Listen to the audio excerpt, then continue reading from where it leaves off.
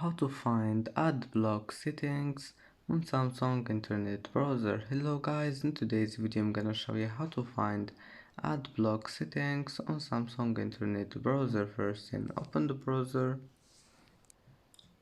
and here you will find test three lines here in the bottom corner. Click on it,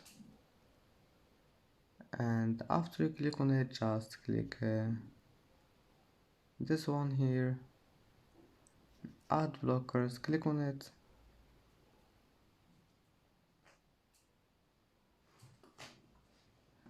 And here you will find ad blockers. Just select any ad block you want and download it. And that's it for today's video.